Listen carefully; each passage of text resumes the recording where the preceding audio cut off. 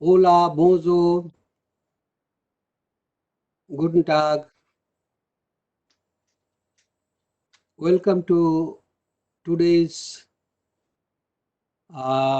class on the Yoga Sutras. So let us have the peace chant.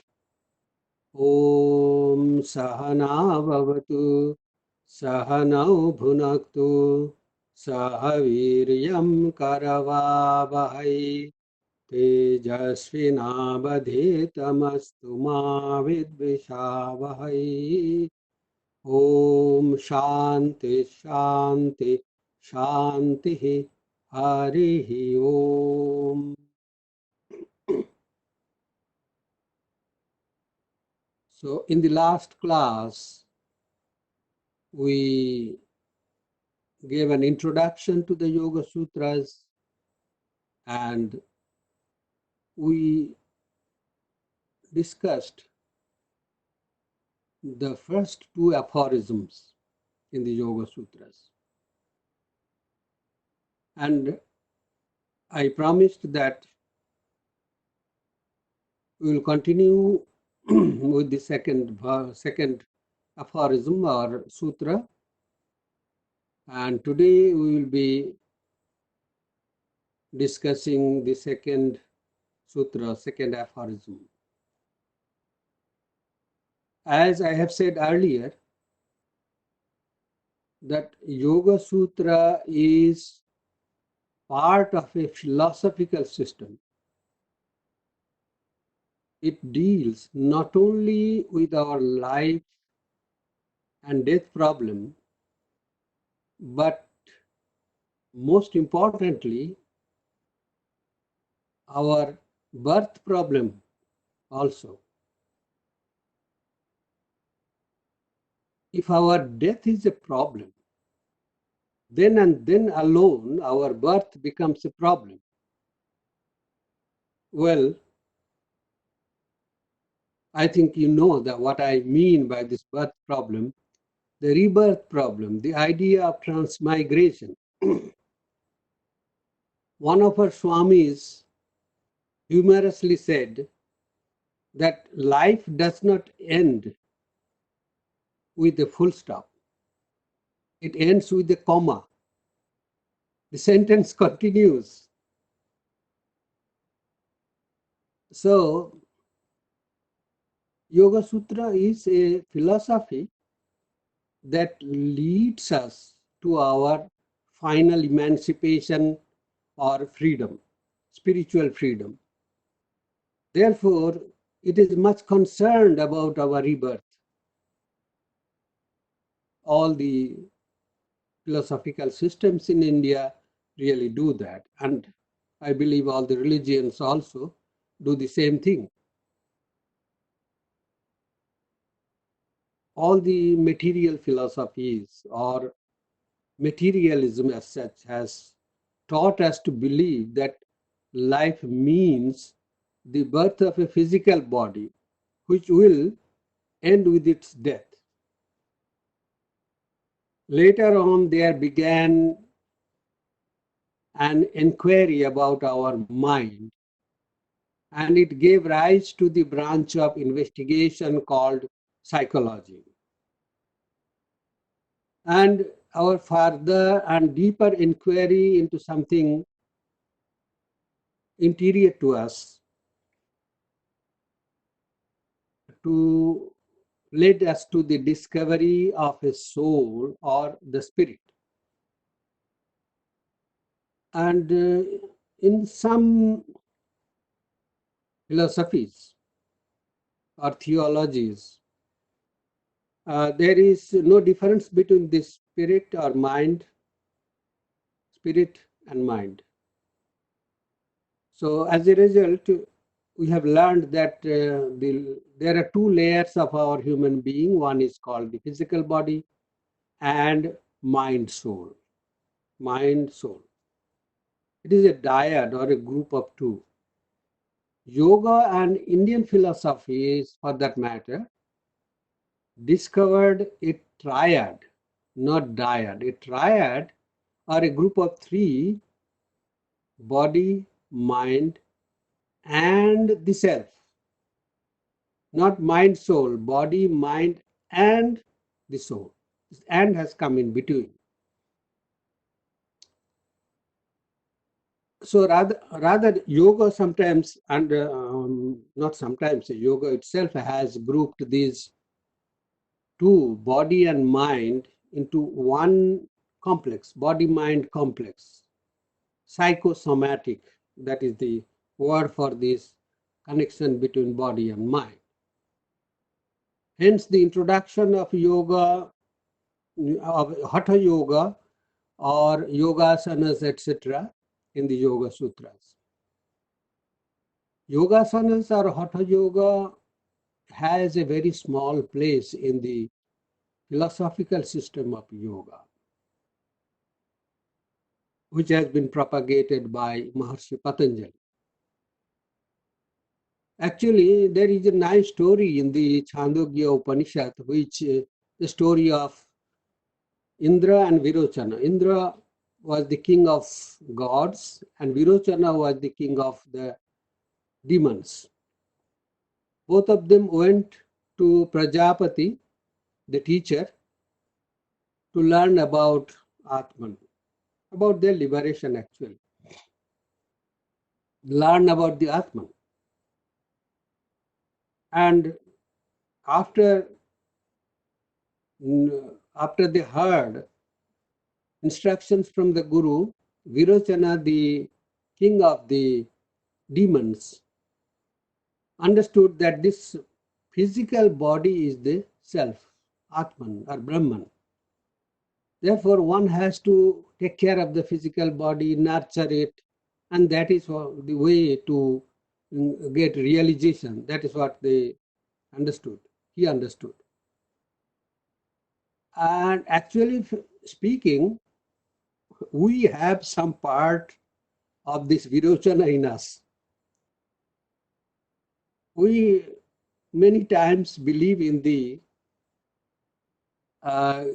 material things and physical things so much that we give preference to them. But the Yoga Sutras has investigated into the secrets of the mind and came out with amazing discoveries about the mind itself and also its relation with the physical body and this divine self in us. It has found that there is a conflict inside us between what is called intellect and the mind. Our mind starts thinking on a line, or it understands something and wants to do something. And our mind, on the other hand, is able to do something else. So what our intellect wants to do and what our mind is able to do, there is a conflict. This is an inner warfare constantly going on within us. So what we would like to do and what we are finally able to do. Patanjali developed a system that studies our inner organ where these conflicts happen. And that inner organ is called Antakarana, a whole or total psychic system with its aspirations, impressions, tendencies, depth, etc. It has studied our mind, intellect, ego, the self in a very methodical manner. The reason is that it is the mind which goes through the cycles of rebirth or transmigration, not the physical body. The physical body dies here and goes back to its earthly elements here, whether we burn it or bury it. But this mind is the most important thing in this respect because it goes through the process of transmigration. That is why, as I said, yoga is concerned with our birth, not with our death. So, therefore, it is of utmost importance that we take care of this mind.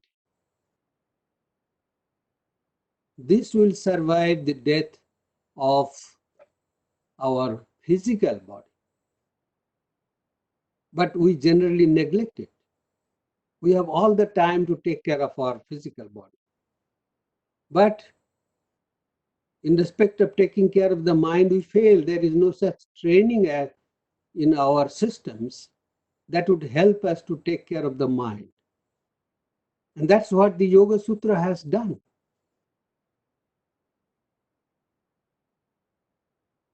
Last time we came up to the second aphorism.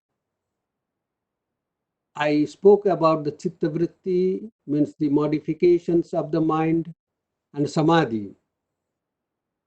And the aphorism said that if we are able to control or stop the modifications of the mind, then we are able to attain samadhi or spiritual freedom or emancipation. Actually speaking, our minds like and also are habituated to dance at every tune, at everybody's tune. And yoga teaches us how to stop our mind from doing that. So this proposition puts us under the requirement to understand the mind itself. The psychology discussed in this book, the Yogasutras, which was written about 400 AD, has been the pioneer in the field of this systematic study. It is an ancient system, and the Yoga Sutras is the culmination of a long time investigation by spiritual persons spanning through many centuries. You may know that around 1879, the experimental study began about the mind, about psychology. Here in Germany, in Leipzig, when Wilhelm Wundt founded the first laboratory dedicated exclusively to psychological research in Germany. Well, all these vrittis or the modifications of the mind, samadhi, all these things we will be talking about, beginning from the very second aphorism. So the first question will come, what is this mind? What are the vrittis? Vritti, what is the meaning of this word vritti? Vritti actually means a circle, a circular motion. Changes in our mind happen in circular motion.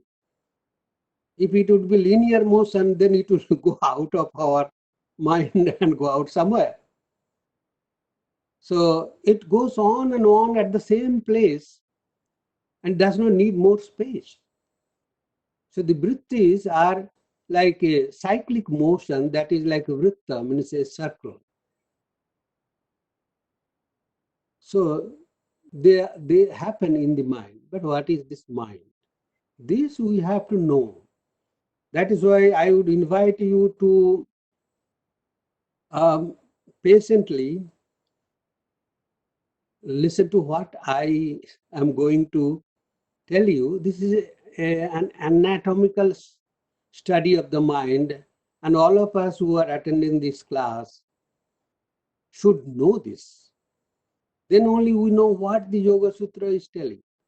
We have to prepare the proper background of this whole story, which is nothing but talking about the mind. and how to define this and what it is. All these many different things will come when I go with this detailed analysis, you will find. And as you know, mind is not a strange thing. Every one of us has a mind, unless, of course, someone has lost it.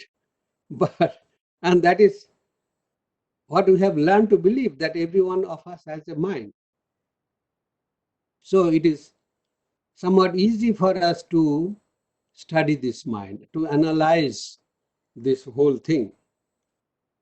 Now, first thing is that let us give a definition to this mind. What is the definition of this mind? Or it is called manas in Sanskrit.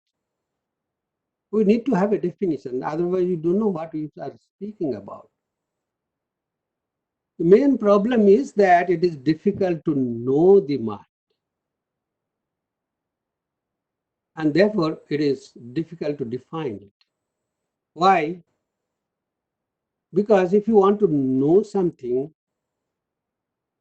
you should, that thing should be an object. You should know an object. So if I want to know the mind should be an object for me, object of study. In other words, the mind should be an object of a subject, which is me. Now, in the matter of studying the mind, there is a big problem, because in case of studying it, the object is the mind, and the subject too is the same mind. Mind studying the mind. The mind studies itself. Very, very difficult proposition. Therefore, they say it is a mind-boggling or mind-blowing proposition. Well, if I say, no, I will study the mind of someone else, then that will be kind of esoteric or supernatural thing, which is called preternatural. But we are concerned about a natural study of the natural mind. Therefore, the task is difficult. Well, an acceptable definition is that it is a set of thinking faculty. Mind means a set of thinking faculties. Many faculties are there, as many chittavrittis are there. Faculties of both of cognitive and non-cognitive nature. Cognitive means consciousness, imagination, perception, thinking, judgment, language, memory. And non-cognitive means emotions. Suppose you have a woolen blanket. If you pick out or remove all the wool from the blanket, what will remain of the blanket? There will be no blanket at all, because wool is the main ingredient by which the blanket is made. Similarly, if we remove all the vrittis from the mind, what will remain? There will be no mind. And that is what the Upanishads say, that mana amani bhavati. There the mind becomes non-mind. So we have got some idea about what is this, what is it that is called mind. So where is it located? It is located in us, but at what point? Where? At least part of it is located in our brain, that has been proved.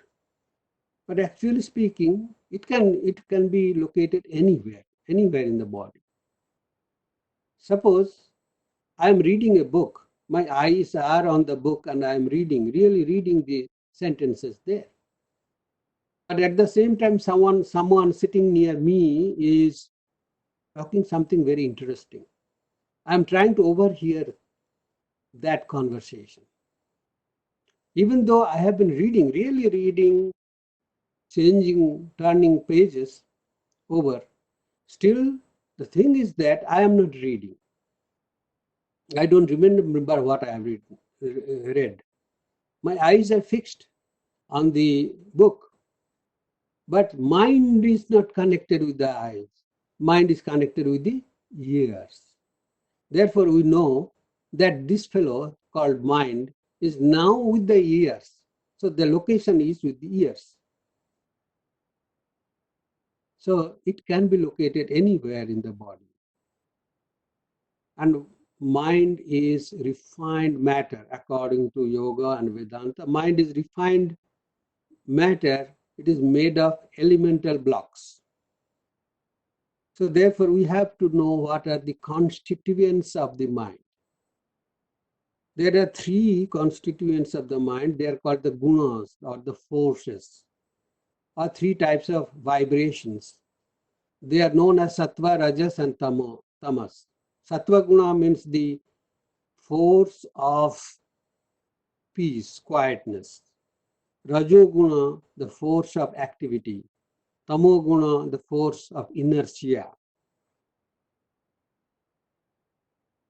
So just think of three circles. A circle, pure circle on a white paper, it is like sattva guna. Another circle which has got many dots inside it, and someone asks me to count the dots, it creates disturbance. That is rajoguna. Another circle is there with some hatched lines. It is very boring. So this kind of three examples you can give, or colors, white color, red color, or black color. So these are all three gunas or forces. They balance with each other. And that is what is called the mind. These are the constituents of our mind. And there are a few states of this mind. As we have discussed in our last class, that kshipta, moodha, vikshipta, ekagra, and niruddha. Kshipta means it is always scattered. Moodha, it is dull. Vikshipta, sometimes scattered, sometimes gathered. Ekagra, one-pointed. And niruddha, it is completely free from all disturbances or changes inside it. These are the different states of the mind. And we discussed that actually from the vikshipta stage, it is easy to focus the mind on any spiritual object. Now there are different faculties of the mind. Here we have to keep things in mind to understand the Yoga Sutra. There are four faculties of the mind. Mind is made of four faculties. That is, we are defining their roles. The mind, the same mind, is working in different modes, different faculties. Like when someone is teaching in the school, then that person is called a teacher. The same person, when the same person is driving a car, he is called a driver. And if the same person has children, he is called a father or mother. When the same person is speaking, he or she is called a speaker. Like that, depending on our faculties, the mind is divided into four parts, but it is the same mind. So manas means the mind which goes on thinking mind. This is a thinking faculty. It goes on thinking, and without fixing it on anything, just whatever thoughts come, it is just thinking. If I am sitting somewhere, I am thinking many things, but in particular, I am not actually registering anything. So this is called manas, thinking mind. Buddhi, the deciding mind. What I have been thinking, suddenly something appeals to me and I start registering it. Because the Buddhi decides that it has to take care of this thought. So it is the deciding factor. And chitta is the storehouse or the hard disk where things can be stored, all the data can be stored. That is what is called chitta, the memory. It keeps data not from this life, but it keeps data from the earlier life. That's what I mentioned in the beginning, that Yoga Sutra helps us to take care of the mind because it is connected with our rebirth. So chitta means a memory, a hard disk. And ahamkara, the I consciousness, asserting that it is me who am the thinker. It is me who am the doer, like that. So these are the four faculties of the mind, and it works in different capacities. Then there are three levels of the mind. Now I will tell you that there is a big difference between the levels discussed in this Yoga Sutra or Hindu psychology and the psychology of Freud or Jung. Here the mind levels are three levels: conscious, superconscious, and subconscious. There is no idea of unconscious as such. Conscious mind can become unconscious, but there is an existence of a subconscious mind. And actually speaking, when we try to organize our mind, then we have to work at the conscious level to change things at the subconscious level. And that is where all the memories and our data bank are existing. So we have to take care of that. The subconscious mind, you must have heard that in the medical science, this is a big thing now. They have seen that when the operation theater conditions sometimes has an effect on the post-operation recuperation, healing of the patient. When inside the operation theater, the doctor and nurses, they talk depressively about the case, then they have seen that the post-operation recuperation becomes very slow. If they are talking very inspiringly and saying that this case is very easy and it will heal up very quickly, etc., then the healing becomes faster. So that is something which is proved to be existing. I know a case from one of our swamis some 20 years ago when he underwent prostate gallbladder operation. In those days, this laparoscopy, etc., was not discovered, invented. So therefore, he had to be put under general anesthesia, complete anesthesia. So the doctor asked him to start counting 1, 2, 3, 4, which he did. And at one point, he stopped counting but started chanting his mantra, the mantra he used to do, practice. And he went on chanting that mantra throughout the whole operation.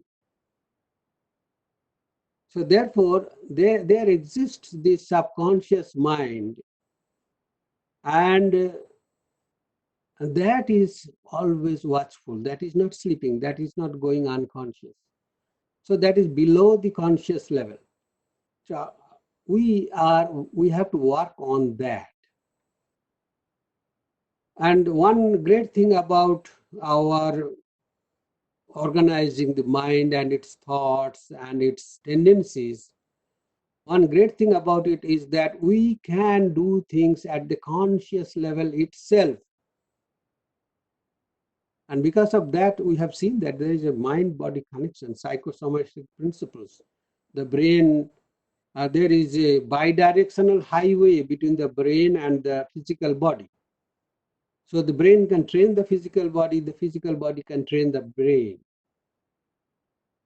So with the help of the conscious mind in the waking state, we can form and reform our habits. So therefore, changes are possible at the waking state by working at the waking state. And then what are the participants in the process of cognition, in this or process of knowing in involving this mind? So this will become very clear when we know this whole system, how it works, and what are the participants here.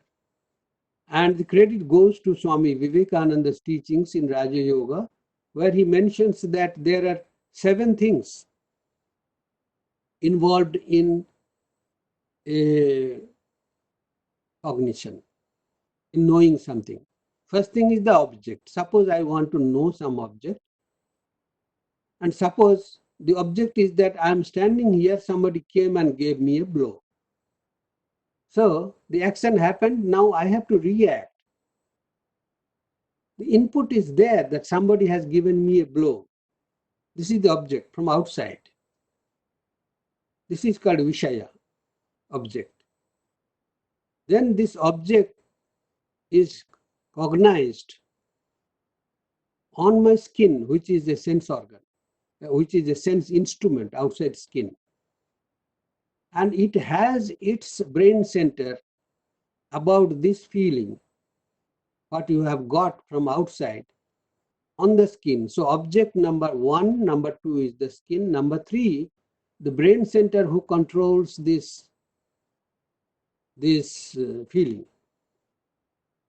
Now you see, there is a very wonderful study of this, that all our sense organs, they are there, but they cannot coordinate between themselves. What the eyes see, the skin does not know. The ears do not know. And what the ears hear, the eyes cannot see. So therefore, they are completely disconnected. All the sense organs, they are really disconnected. So connection happens at a different place. And these sense instruments, like the eyes, the ears outside, what we see, they are very disconnected. Even the brain centers, where they are called the indriyas, the sense organs, this input goes to that. This is the third interior participant. So the input or the stimulation goes inside to the third level, the sense organ, but the sense organ does not know what to do about it. And there, this mind is there. The mind is connecting. Mind is there. It gathers that information, that data, and takes interior to it and presents it to the intellect, which is the deciding factor, deciding participant. Then this intellect has to decide on the reaction. What has come in, it has to go out through the same channel, but it has to decide. And now there happens a very quick scan on the hard disk, memory, the data, to analyze this experience that the person who has given me a blow is not a friend but an enemy. So the earlier stored up data or memory helps us to understand what would be the reaction.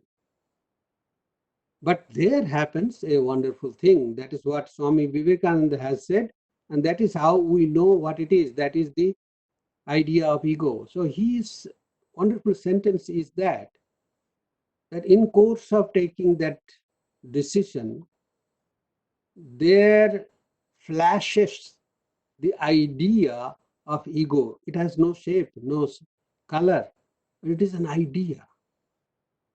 So the ego plays the role and decides that that is an enemy, so your reaction will be like that. So I get the information, then I gave 2 blows to that person. to square the account. But if I see that is a friend, then I react in a different way. Instead of giving two blows, I hug that person and show my love. So this is the ego which is prompting this mind, which is prompting this mind on the amount of reaction. And behind that, there is the Atman who is remaining the witness. It is seeing the witness, being the witness of all the whole process, how this ego fellow is playing its role, etc., etc. So therefore, this ego is different from the self. And there is a wonderful book, The Ego and the True Self, and that has a German translation here, Das Ego and das wahre Selbst, written by Swami Baneshananda ji. This thing is so clearly analyzed there. So the ego plays a big role in deciding on the amount of our reaction. So this process, therefore, the process of knowing happens at the conscious level in the waking state. That is the good thing about our efforts, that whatever we do in the waking state, that can change our things inside. And then below that conscious level, there is the subconscious level. We are discussing that. We spoke about that Swami's experience. And there are two nice examples in the life of a hunter, Jim Corbett. Several times he was alarmed by an impending danger. A tiger might be lurking behind a bush by which he has to pass. His sixth sense somehow helped him to detect about that impending danger, and he took a detour, and finally he discovered that there was a tiger lurking behind the bush. So he said that it is not a sixth sense, but I call it jungle sensitivity. After living in the jungle for a long time, he has grown that sensitivity. So this can be practiced. This can be practiced. That is what we have seen in the life of Sri Ramakrishna, when Swami Vivekananda as Naren put a coin, a metal, below the mattress of Sri Ramakrishna's bed, of which Sri Ramakrishna was not at all aware. So when Sri Ramakrishna came back and tried to sit on that mattress, he just sprang up as if being bitten by a scorpion. Sri Ramakrishna was not able to touch coins, the value of wealth. So therefore, his practiced sense, which is called sensitivity, helped him to know. He was not using any kind of miraculous power. He simply sat there, and then the subconscious mind, which was trained in that way, helped him to detect the existing coin below. Similarly, the practices can have so much effect on our reactions. It is said about Chaitanya Deva that when he went to his guru wanted to test how he has conquered desires. So he put some sugar on his tongue and saw after some time he blew the sugar and then they blew off. They were not wet. So this is how, with the help of the conscious mind, we can train our things, subconscious mind, and we can do things about our stored up good and bad karmas or impressions. And then when we transcend the scopes of this waking and or conscious mind and subconscious mind, we raise ourselves to a consciousness which is called superconscious mind. This we have discussed in the class on Mandukya Upanishad, that how if when we wake up from the waking state, that state is called awakened state, and that is the state of superconscious mind. Then what is the nature of this mind? Swami Vivekananda has given a nice example on the nature of this mind.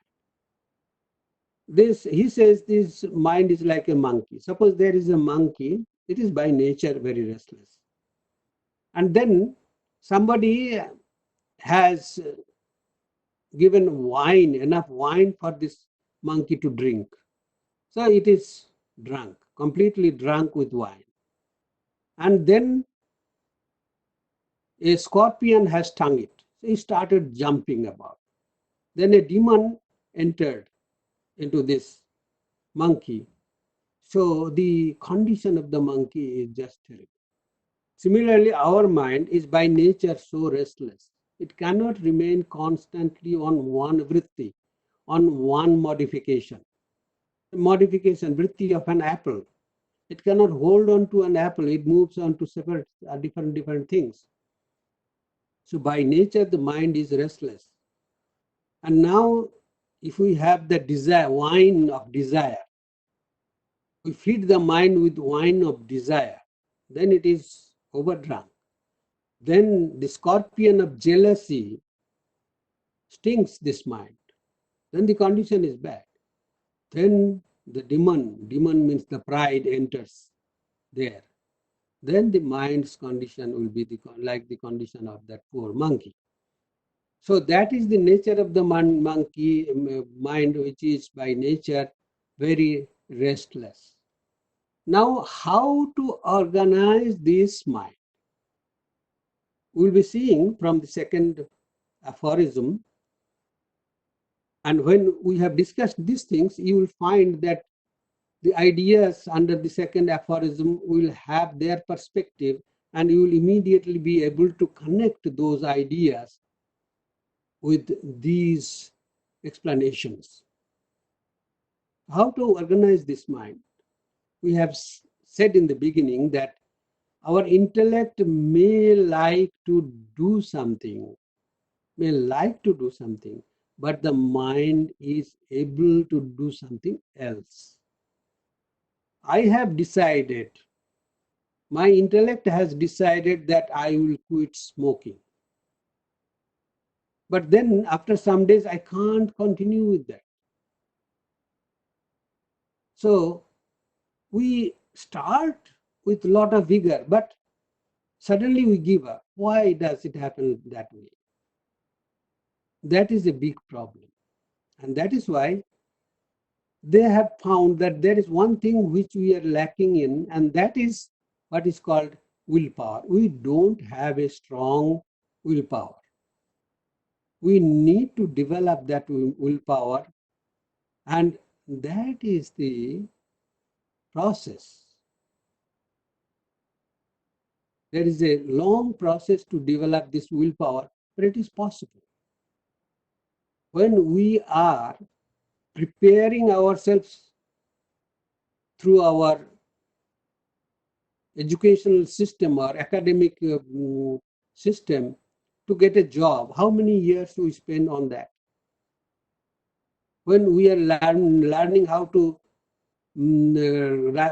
register our name in swimming competition, how much energy we spend, time we spend on that. So if we want to control or reorganize our different things in our mind, our weaknesses in the mind, then we need to build up a strong willpower. Now the question is, what is there that actually reduces our willpower? They say this is called pleasure pursuit. Pleasure pursuits eat up our willpower. Saying no to harmful things is difficult. It is very difficult. There are three types of happinesses that we want to derive. Happiness can be divided into three parts. Physical happiness is called pleasure. mental happiness called joy and spiritual happiness is called bliss. Pleasure is inferior to mental joy and joy is inferior to spiritual bliss. Similarly, spiritual bliss is superior to mental joy and mental joy is superior to physical pleasure. So we need to practice discipline so that we do not give up our mental joy for in the pursuit of physical pleasure. We do not give up our spiritual bliss in the pursuit of physical pleasure. So if I know that I should not misuse the body in such a way in enjoying funs, physical funs in this life, that would bring disaster for my mind. That will harm my spiritual growth. If we understand that physical pleasure is really inferior, then we look for mental joy. People like ideas. They will be constantly with books, with ideas. They love those ideas. They love the books. They are one level higher than people who live at the physical level only. So we need to discipline the mind or reorganize the mind. This discipline is not something which is compulsive, but it is a compulsory saving device. There is no better way than our practicing the disciplines ourselves. Now, how to grow this willpower? We have to go on doing the same practice again and again. There is no other way. By regular practice and practice of the same thing. Like, suppose I want to clean an ink pot. What shall I do? I go on pouring clean water into the ink pot until I see that the clean water only is coming out. So we go on cleaning the ink pot with clean water. So feed the mind with proper thoughts, with holy thoughts, with pure thoughts. Then only the mind will be purified. Then only we will be able to discern between what is pleasurable, what is preferable. Between what is pleasurable, what is preferable. Preyascha and Shreyascha. That is what is said in the Kathopanishad. We will be able to differentiate between these two, what is preferable and what is pleasurable. So go on pouring clean thoughts. Now, sometimes people say we are doing this, but things are not happening. That is also true. But the thing is that it needs constant practice for a long time. Somebody came to Holy Mother and asked her, Mother, I have been practicing meditation or doing japa for a long time, but I see that all the impurities in the mind, all the difficulties in our mind, all the bad tendencies in my mind, they are not going away. They're there. Then Mother gave a wonderful example. She said, if you roll up threads of different colors onto a reel, when you roll up threads of different colors onto a reel, and now you want to take out those threads, what will happen? When you start unrolling, then those threads will appear in the same color. But the fact is that now you are unrolling.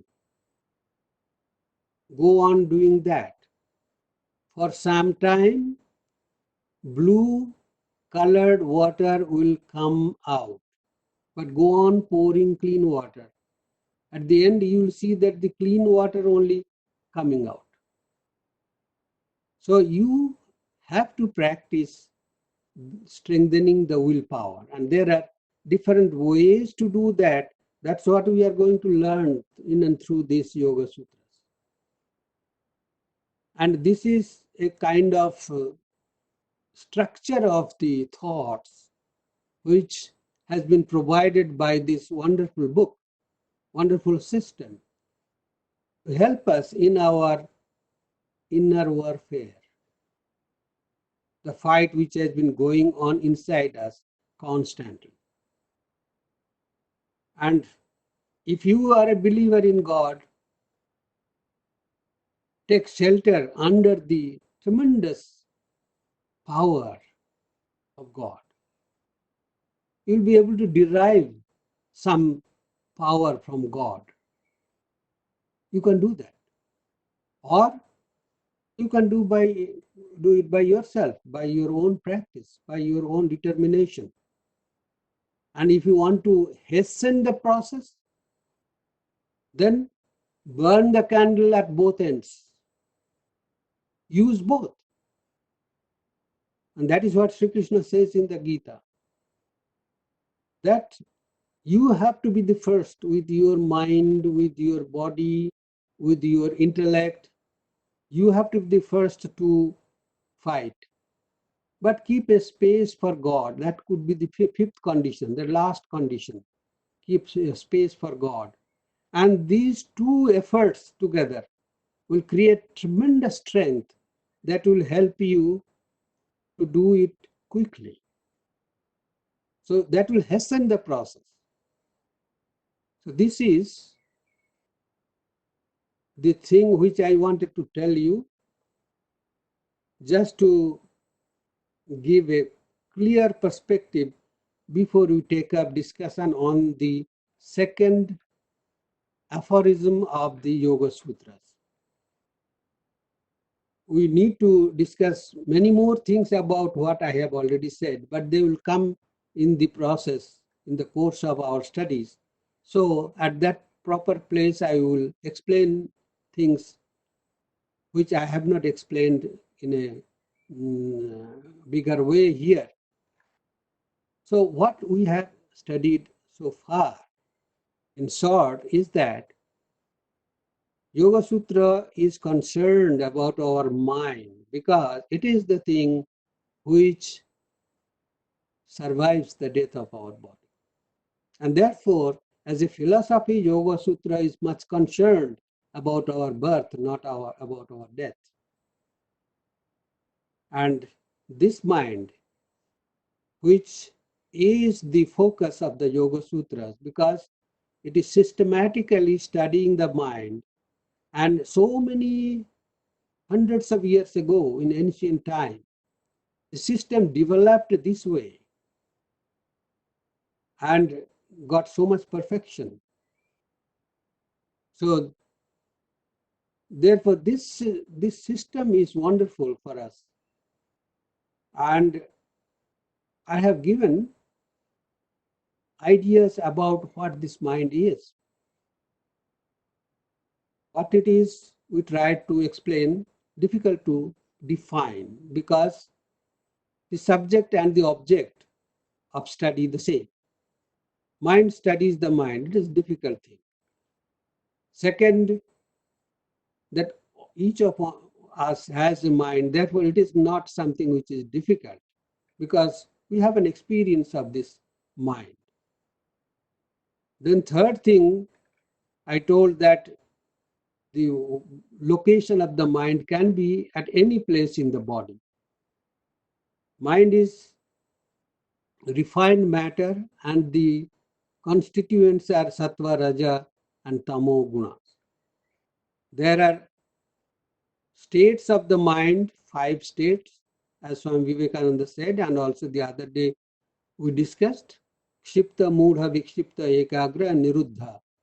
Scattered mind, then dull mind, sometimes scattered, sometimes gathered mind, one-pointed mind, and the mind which is free from disturbances. Mind has got four faculties: cogitating mind, deciding mind, and recording mind, memory, chitta. Chitta vritti nirodha, it will be very important.